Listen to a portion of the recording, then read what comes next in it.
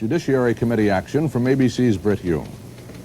The Judiciary Committee was under intense pressure from both sides. With time running out and the ERA still 3 states short of ratification, women's rights groups had turned to Congress to extend the deadline. Opponents had mounted an equally determined drive to prevent an extension. Those in favor talked about human rights.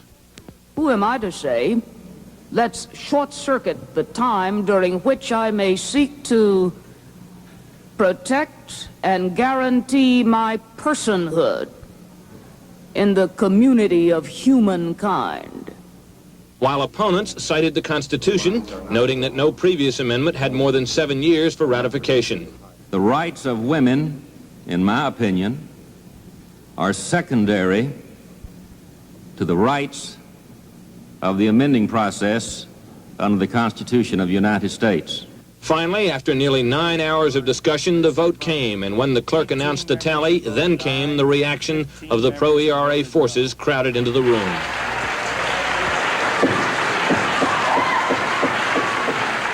Britt Hume, ABC News, Capitol Hill.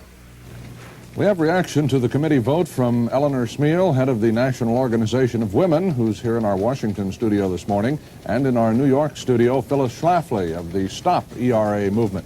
First, Ms. Smeal, what now for the supporters of ERA? Well, we're going on to the Rules Committee, and then we're going on to the full House floor, and then to the Senate. And, of course, after the extension, we hope to ratify in the next 3 states and have it part of the Constitution.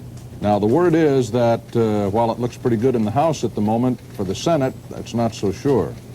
Well, we know it's going to be a difficult fight. One thing for sure, the whole battle for women's equality has been difficult, but we are going to be there. There is certainly no time limits on equality, and the fight for constitutional equality will go on until it's assured for all women. Ms. Schlafly, in New York, what's the reaction of those who are opposed to ERA? Have you been beaten? The real purpose of this extension is to enable the proponents to strong-arm their amendment into the Constitution by such unethical means as their economic boycott of the unratified states.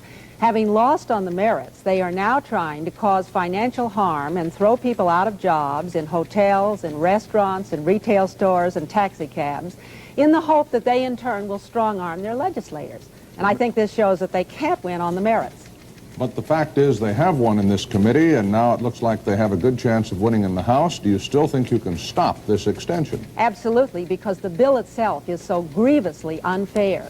It says to states that for 10½ years you can change your mind from no to yes, but you can never, never change your minds from yes to no. And that is so unequal, so discriminatory, and so unfair that I just do not believe the Congress or the American people will go along with it.